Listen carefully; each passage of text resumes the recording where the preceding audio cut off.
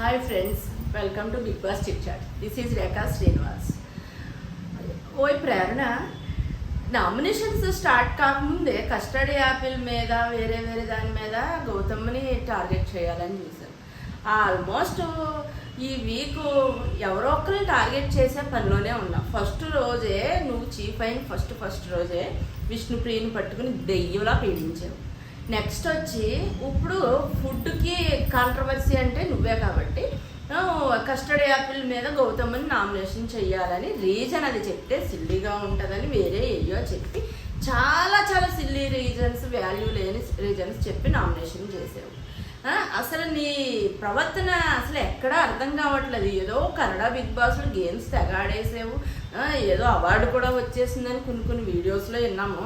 కానీ నీ గేమ్ ఎక్కడా కనపడతలేదు. నీకు గేమ్స్ మీద అవార్డు ఇవ్వడం కాదు, ఫుడ్ని లాక్కునే దాని మీద, ఫుడ్ మీద కాంట్రవర్సీ సృష్టించిన దాని మీద అవార్డు ఇవ్వాలి. ఇది నా రికమెండేషన్ బిగ్ బాస్కి అన్నమాట. నెక్స్ట్ ఇంకొకటి వచ్చి, నేను ప్రీవియస్ వీడియోలో చెప్పాను కదా, ఏమే ప్రేరణ నోరు అదుపులో పెట్టుకో, లేదంటే 4 కోసి చేతిలో పెడతారని చెప్తే నీ ఫ్యాన్స్ నన్ను ఆడేసుకున్నారు కదా. ఇప్పుడు చెప్తున్నాను, అప్పుడు నాగార్జున గారు చెప్పారే, నేను చెప్పిన తర్వాత నాగార్జున గారు చెప్పారే, ఇప్పుడు గౌతమ్ కూడా అదే అంటున్నాడు, నోరు అదుపులో పెట్టుకో అని. ఇప్పుడు ఏమంటారు మీరు? మహా ఏమన్నా అంటే గౌతమ్ మీద పడతారు తప్ప ప్రేరణ తప్పని మీరు ఒప్పుకోరు, అది అక్కడ ఒప్పుకోదు, ఆ బ్యాచ్ మొత్తం ఒప్పుకోదు. ఆ రకంగా గౌతమ్ని నామినేషన్ చేసింది ప్రేరణ. దాని కస్టడీ యాపిల్ మీద కక్ష అంతా ఈరోజు తీరిపోయే ఉండొచ్చు. ఏమన్నా ఇంకా పెంచుతారేమో చూద్దాం. తేజ, నిఖిల్ వెళ్ళి తేజని నామినేషన్ చేశాడు కదా. అసలు తేజ తనని ఎక్కువ వేసాడన్నా కోపమా, లేకపోతే తనకే అవసరం లేదన్నాడు ఇంక నీకేంటి అన్న పాయింట్ హై చేస్తున్నాడు కదా, దాని మీద కోపమా, మొత్తానికి యష్మి మీద తిరిగి పడతాడనో లేకపోతే మనకి వీడు అడ్డంగా ఉంటున్నాడు అనుకున్నాడో ఏమో. నిఖిల్ తేజకి నామినేషన్ చేశాడు. సరే, స్ట్రైట్గా బిగ్ బాస్నే అడుగుతున్నాను. నేను లాస్ట్ షార్ట్లో కూడా చెప్పాను, ఆ షార్ట్లో అయిన తర్వాత ఎపిసోడ్లో వచ్చింది, అప్పటి వరకు లైవ్లో కూడా రాలేదు.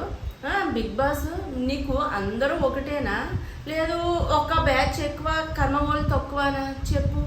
ఈ 2 రోజుల్లో పోలే, ఈ వారంలో దీనికి ఆన్సర్ వచ్చుంటే నువ్వు జెన్యూన్, దీనికి ఆన్సర్ నువ్వు రాకపోతే జెన్యూనే కాదు. ఇంటి తేజ తప్పు చేశాడు, తనే ఒప్పుకుంటున్నాడు, మేము ఒప్పుకుంటున్నాం. తనకు శిక్ష వేసావు. ఫస్ట్ చేశాడు కాబట్టి శిక్ష వేసావు, మరి సెకండ్ చేసిన వాళ్ళని ఎందుకు వదిలేసావు? అంటే ఫస్ట్ దొంగతనం చేసిన వాళ్ళని వదిలేయచ్చు, శిక్షించవచ్చు. రెండోసారి దొంగతనం చేసిన వాళ్ళని వదిలేస్తావా నువ్వు? వాళ్ళు మర్డర్ చేసినా, ఫస్ట్ మర్డర్ చేసిన వాళ్ళు మంచోళ్ళు, అది చెడ్డోళ్ళు, రెండోసారి మర్డర్ చేసిన వాళ్ళు మాత్రం చెడ్డోళ్ళ నీకు? ఇది ఏ కోర్టులో న్యాయం, ఏ ఊరు న్యాయం? ఇదే మాట అక్కడ తేజ అడుగుతున్నాడు, దానికి సమాధానం చెప్పు. లేదంటే ఇంకొకళ్ళు వాళ్ళని చూసి వీళ్ళని ఫాలో అవుతారు, అప్పుడు సరిపోతుంది నీకు. ఇది చాలా తప్పండి.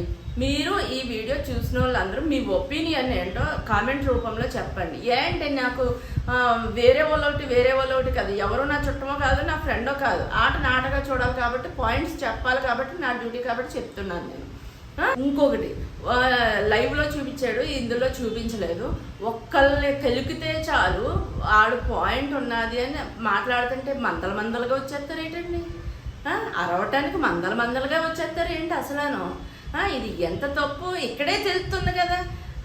ఏ సైడు ఎవరు సపోర్ట్ చేస్తున్నారో, ఏ గ్రూపో ఏ బ్యాచో అంత అర్థమవుతుంది కదా. తేజ సైడ్కి సపోర్ట్గా ఒక్కళ్ళు రావట్లేదు. తర్వాత తెలుస్తుంది కదా, తెలిసైనా సరే మాట అది అక్కడ ఉన్న సిచ్యువేషన్ అర్థం చేసుకుని ఓట్లు వేయండి. ఇంకొకటి, తేజలో నాకు సోనియా కనపడుతుంది. ఒక పాయింట్ని పట్టుకుని స్ట్రాంగ్గా నిలబడే పాయింట్లో మాత్రమే సోనియా కనపడుతుంది. ఇలాంటి క్వాలిటీస్ ఉన్నాయి. వీడు కూడా ఏదైనా సరే చాలా స్ట్రాంగ్గా ధైర్యంగా చేస్తున్నాడు. వాళ్ళ పేరెంట్స్ని హౌస్లోకి పంపించట్లేదని బిగ్ బాస్ నిర్ణయం తీసుకున్నారు కదా, అయినా కానీ స్ట్రాంగ్గానే ఆడతాడండి ఈ పిల్లాడు. అంత స్ట్రాంగ్గా ఫిక్స్ అయిపోయి వచ్చాడు. అదొకటి, తినకి ఛాలెంజింగ్గా బ్యాచ్ ఉంది. బ్యాచ్కి ఛాలెంజింగ్గా హౌస్లో ఇంత టఫెస్ట్ కాంపిటీషన్ ఎవరూ లేరు. నోరు ఎత్తి మాట్లాడే స్ట్రాంగ్ పర్సన్స్ తేజ ఒక్కడే. మిగిలిన వాళ్ళు అందరూ సేఫ్గా ఏదో సైలెంట్గా వెళ్ళిపోయే వాళ్ళే. తిన్న టాస్క్లో ఆడలేకపోవచ్చు కానీ పాయింట్ రీచ్ చేయటంలో తినే దిట్ట. ఇంకొకటి కూడా అంటున్నాడు, నేను ఆట ఆడాలి కాబట్టి ఈ ఒళ్ళుతో ఎంత యాక్టివ్గా ఆడుతున్నాను అది ఎవరు గుర్తించరేంటి అంటున్నారు. సరే, ఇప్పుడు బ్యాచ్ కింద చేసుకుంటే రిజల్ట్ అలాగే వస్తుంది. మొన్నటి వరకు హరితేజ ఫీల్ అవ్వలేదు, అలా బ్యాచ్ చేసుకుని నన్ను ఓడించేస్తున్నారని ఇప్పుడు ఈ బ్యాచ్ వెళ్ళి తేజను ఓడించుతున్నారు. బ్యాచ్ వైజ్ నిర్ణయమే కానీ తన వరస్ట్ ప్లేయర్ కాదు.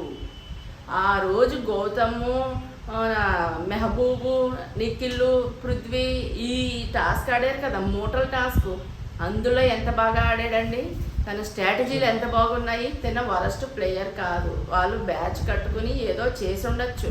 కొన్ని ఓట్లు బ్యాచ్లో వాళ్ళు వేయచ్చు, కొన్ని ఓట్లు బ్యాచ్లో వాళ్ళు వేయచ్చు. కాకపోతే అది బ్యాచ్ వైజే పడింది. కాబట్టి తేజ, నీకు బయట ఉన్న జనాల సపోర్ట్, అందరి సపోర్ట్ ఉంటుంది. నువ్వేం భయపడకు, ఇంకా గట్టిగా ఆడుకో, ఏం పర్వాలేదు. ఇంకొకటి అండి, గౌతమ్ వెళ్ళి పృథ్వీని నామినేషన్ చేశాడు. ఇది కరెక్టే, ఇది తప్పే కాదు. అసలు ఆ మనిషి ప్రవర్తన చూస్తుంటే చాలా ఒళ్ళు మండిపోతుంది. పృథ్వీ ఒక విష్ణుప్రియని పావుగా ఆడుకుంటున్నాడే తప్ప ఏమేమీ ఉపయోగం లేదు. నెక్స్ట్ వాడు దున్నపోతులాగా ఒళ్ళేసుకుని మీద పడిపోతాడే తప్ప ఎక్కడా ఏమీ లేదు.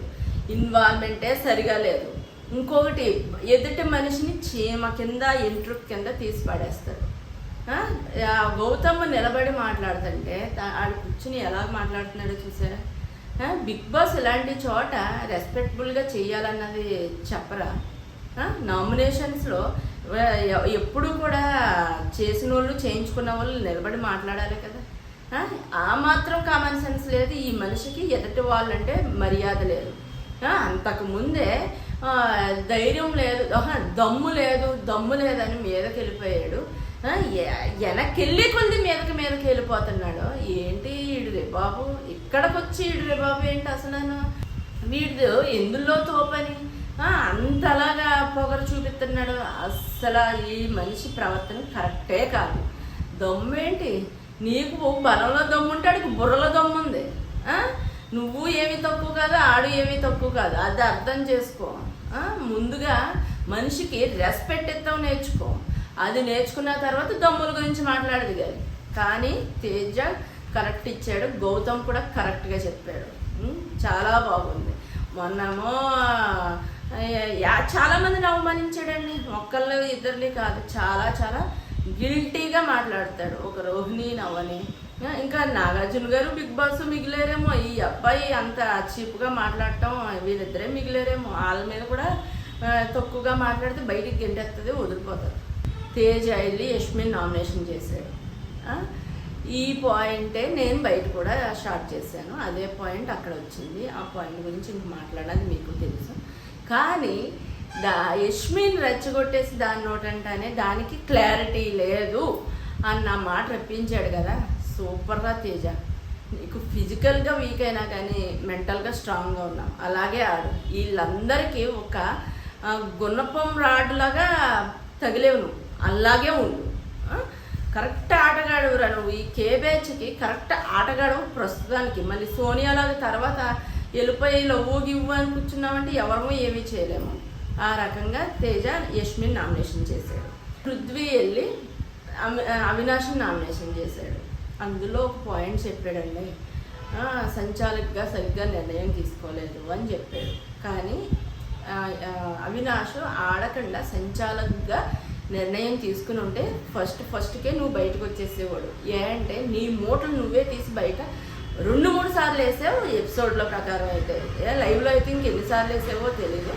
అవినాష్ సంచాలకుగా ఓడిపోయిందంటూ కరెక్టే, అది హైలైట్ చేసి చెప్పలేదు, ఓకే. కానీ తుప్పాస్ రీజన్తో నువ్వు నామినేషన్ వేసావు అనుకున్నావు.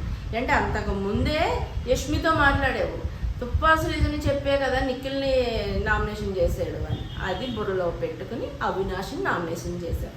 నిఖిల్ నామినేషన్ చేయడానికి తేజ ఉన్నాడు, ఇంకొక ఓటు వేయడానికి లేదు. కాబట్టి అది నువ్వు నీ భుజాల మీద వేసుకుని అవినాష్ని నామినేషన్ చేసినట్టుగానే మా అందరికీ అనిపించింది. నా ఫ్రెండ్స్కి కూడా అనిపించింది, నా ఒకటే కాదు, నా ఫ్రెండ్స్కి కూడా అదే అనిపించింది. ఆ రకంగా ఈడొక నామినేషన్ని వేసుకున్నాడు. మళ్ళీ వారం వచ్చి మళ్ళీ నిఖిల్ ఈ పాయింట్ మీద మళ్ళీ ఇంకో నామినేషన్ పడే అవకాశం కూడా ఉంది. మొత్తం మీద 6 నామినేషన్స్లోకి వచ్చేసారు. ఈ 6లో రిజల్ట్ ఎలాగుంది అని ఇప్పటి నుంచి చెప్పుకోవడం ఎందుకులేండి వేస్ట్గా. తర్వాత ఇంకొకసారి ఎవరు ఓటింగ్ ఎలా ఉందో చెప్తాను. ఇంకా చాలా టైం ఉంది కాబట్టి ప్లేస్లు చేంజ్ అయ్యే అవకాశం ఉంది, తర్వాత చెప్తాను. నా వీడియో కనుక నచ్చినట్టయితే లైక్ చేయండి, నచ్చకపోతే కామెంట్ చేయండి, డిస్లైక్ చేయండి, షేర్ చేయండి, సబ్స్క్రైబ్ చేయండి. Bye friends.